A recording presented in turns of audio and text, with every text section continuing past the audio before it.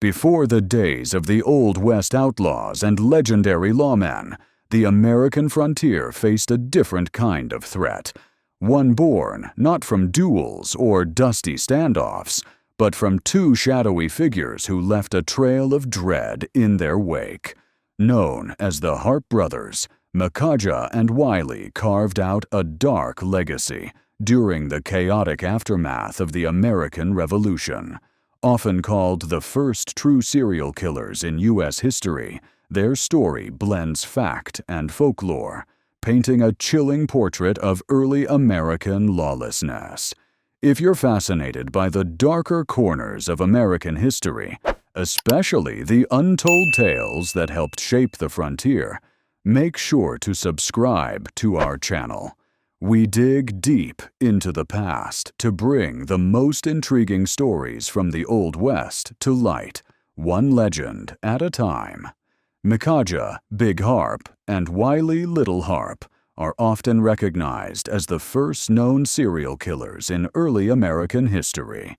Their crimes took place across the frontier regions of Tennessee, Kentucky, Illinois, and Mississippi in the closing years of the 18th century. Though widely referred to as brothers, they were, in fact, cousins.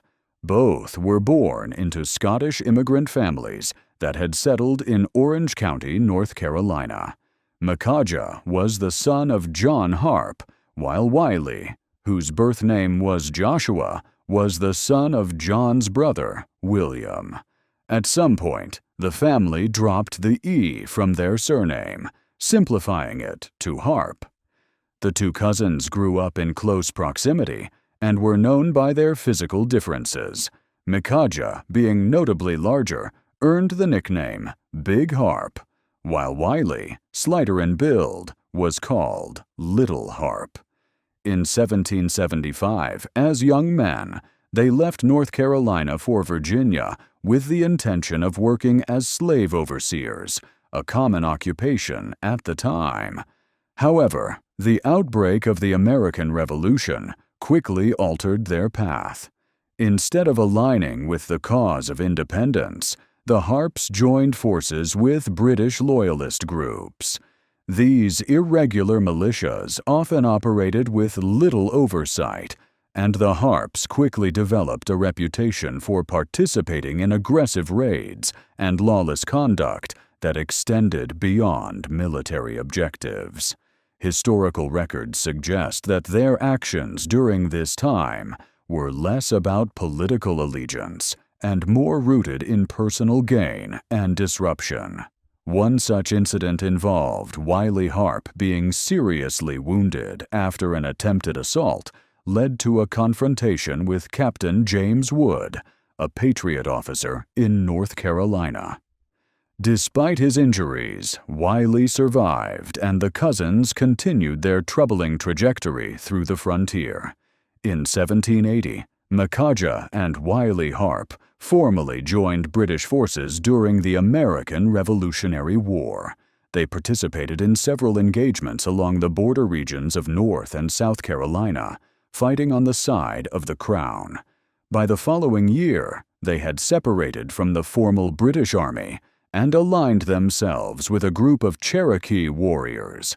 This new alliance brought them into further conflict with settlers in parts of North Carolina and Tennessee, where they participated in raids targeting frontier communities. Seeking retribution against Captain James Wood, who had previously wounded Wiley, the Harpes reportedly abducted Wood's daughter, Susan, along with another young woman named Maria Davidson. These women were forced into domestic relationships with the cousins and remained in their company for years. Together with these women and a few other men, the Harpes traveled west toward Tennessee. Along the journey, a man named Moses Doss expressed concern for the well-being of the two women. According to contemporary accounts, the Harpes viewed his intervention as a threat to their control, and he was soon after found dead under suspicious circumstances. The group eventually settled in the Chickamauga Cherokee village of Nickajack, located in what is now southwestern Tennessee. They lived there for more than a decade. During this time, both women are believed to have given birth to children, though tragically, the infants did not survive. Historical sources suggest the Harpes had little regard for the well-being of their own families, adding to their reputation for cruelty. Even after the British surrender at Yorktown in 1781, the Harpes continued to associate with groups resisting American expansion. They reportedly participated in the Battle of Blue Licks in Kentucky in 1782, one of the last major engagements of the Revolutionary War, and remained involved in smaller skirmishes across the frontier. By 1794, tensions with native groups in the Southeast escalated, and American forces prepared to launch an offensive against Nickajack. The Harpes learned of the plan in time to escape, avoiding the destruction of the village by American troops. They later established a new camp nearby, and for the next several months continued living on the outskirts of Cherokee territory. Reports from this period indicate they returned to raiding nearby settlements in Tennessee. By the spring of 1797, the Harpes had moved into a cabin on Beavers Creek near Knoxville. That same year, Wiley Harpe married a local woman named Sarah Rice, the daughter of a minister. Susan Wood and Maria Davidson were then recognized as wives of Micajah Harpe. In the final months of 1798, the Harpes began a series of killings that would mark them as two of the most disturbing figures in early American criminal history.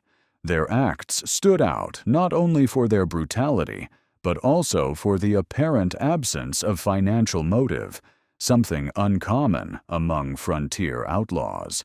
Their first known victims included two men in Tennessee, one in Knox County and another along the Wilderness Trail.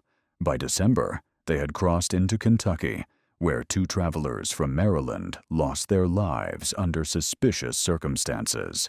Unlike most criminal gangs of the time, the Harpes showed little interest in robbery or profit.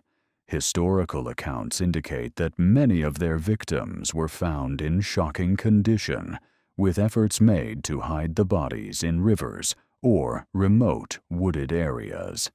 Such patterns pointed to a troubling disregard for human life and raised alarm across the region.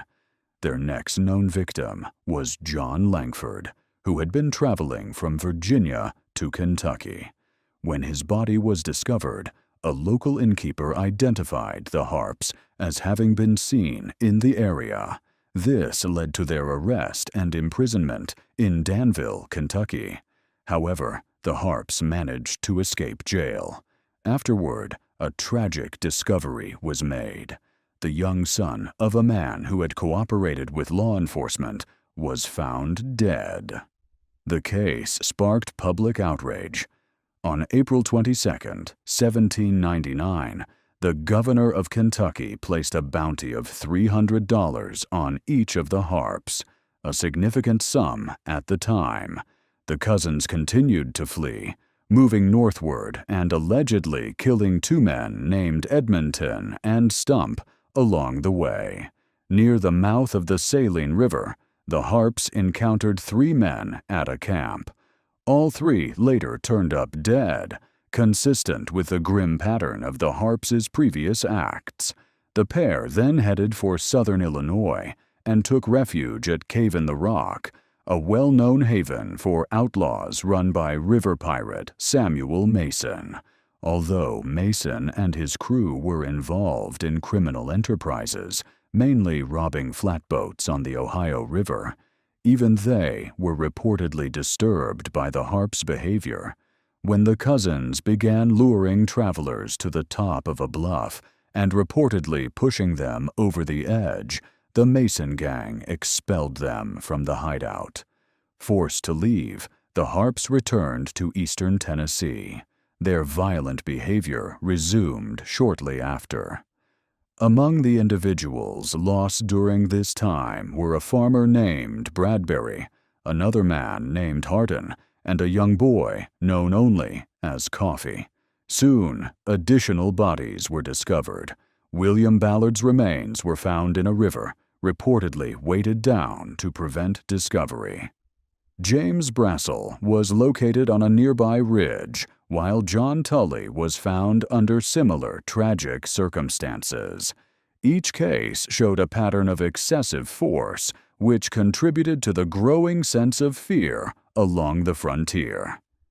In the south-central region of Kentucky, the Harpes continued their deadly campaign. John Graves and his teenage son were found deceased under grim circumstances, both having suffered fatal head injuries believed to have been caused by an axe. In Logan County, further tragedies unfolded. Several individuals, including a young girl, an enslaved youth, and an entire sleeping family, were reportedly killed at a campsite, marking one of the darker moments in the Harpes' trail of violence. One of the most disturbing accounts from this period involved Big Harpe and his infant daughter. According to historical reports, while traveling near Russellville in August 1799, he took the child's life after being irritated by her cries. The event underscores the extreme and erratic behavior often attributed to him during this time. That same month, a man named Trowbridge was found dead along Highland Creek. Investigators at the time noted signs of severe post-mortem handling, consistent with other Harpe-related incidents. Shortly after, the Harpes were taken in for the night at the home of the Stegall family in Webster County. Tragically, the hospitality shown to them ended in more deaths. An overnight guest, Major William Love, lost his life during the visit. So did the Stegalls' infant son, reportedly in response to his crying. Mrs. Stegall, heartbroken by her loss, also passed away tragically. These actions triggered a strong response. A posse was organized to hunt the Harpes down, and among its members was Moses Stegall, who had just lost his family. The Harpes fled westward, but continued to plan further violence. While preparing to target another settler named George Smith, they were intercepted by the posse on August 24, 1799. During the pursuit, Big Harpe was wounded and eventually pulled from his horse. While dying from his injuries, he allegedly admitted responsibility for 20 deaths. According to local tradition, Moses Stegall took personal justice into his own hands. Big Harpe's head was later displayed on a pole at a crossroads near Henderson, Kentucky, in a public warning to others. For many years afterward, the site was locally known as Harpe's Head. Meanwhile, Little Harpe managed to escape capture and made his way back to Cave in the Rock, rejoining the Mason gang. By 1803, he was living under the assumed name of John Seton. When a large bounty was announced on gang leader Samuel Mason, Little Harpe and an associate, James May, shot Mason and promptly brought his head to the authorities to collect the reward. Their plan backfired. They were recognized as wanted men and immediately taken into custody. Though they briefly escaped, both were recaptured, tried, and sentenced to death. In January 1804, they were executed. As with Big Harpe, their heads were displayed, this time on stakes along the Natchez Trace, to deter other criminals operating on the frontier. In total, historians believe the Harpes were responsible for the deaths of more than 40 individuals, men, women, and children alike.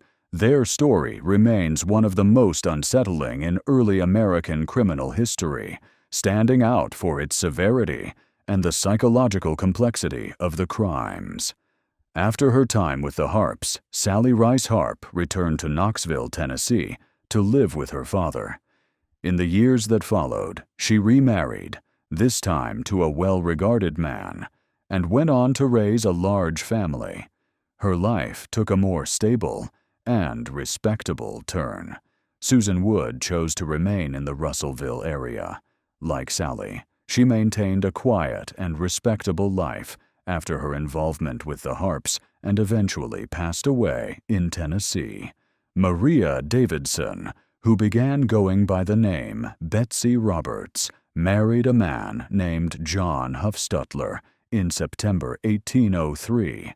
The couple eventually settled in Hamilton County, Illinois, where they raised a large family. They remained there until their deaths in the 1860s.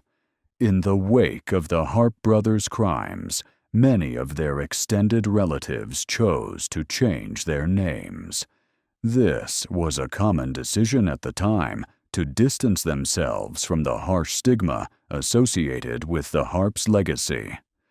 Over time, the violent history surrounding the Harpes gave rise to ghost stories and folklore, especially about Big Harpe. One of the most enduring legends is linked to a place called Witch Dance in Mississippi. Located between Tupelo and Houston along the Natchez Trace, this area was once home to indigenous mound-building cultures and later became steeped in supernatural tales.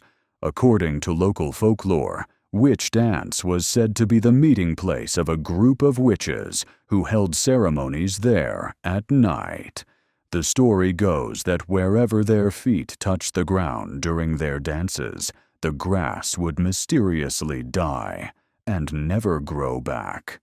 These barren patches still exist and are visible to this day, further fueling the mystery. At some point before his capture, Big Harpe reportedly traveled this part of the Natchez Trace with a native guide who pointed out these spots and explained the legend. Harpe, known for his bold and mocking behavior, is said to have laughed off the tale and even jumped from one dead patch to another, calling out for the witches to show themselves. Although nothing unusual reportedly happened in the moment, the legend didn't end there. After Big Harpe was tracked down and killed in Kentucky in August 1799, his head was placed in a tree as a warning. According to oral tradition, a woman believed to be a witch later took the skull, ground it into powder, and used it in a healing ritual. Travelers along the trace would recount these stories, often claiming to hear eerie laughter from the woods near Witch Dance. Whether folklore or embellishment, these tales became part of the region's rich storytelling tradition, blending real history with enduring myth. The Harpe brothers left behind more than just a trail of victims. They carved their names into American folklore as the nation's first known serial killers. Long before the term existed, they embodied the darkest side of frontier life, lawless, rootless, and untethered to even the most basic human decency. Their story is not just one of crime, but of a young country struggling to enforce justice in a wilderness where terror could ride as freely as any outlaw. Though time has obscured many of the details, the chilling legend of the Harpes still echoes through the hills of Kentucky and Tennessee, and through ghostly places like Witch Dance, where folklore and fact are forever tangled. If stories like this fascinate you, where history is stranger than fiction, and the Old West was darker than Hollywood dares to show, be sure to hit that subscribe button. There are many more tales waiting in the shadows.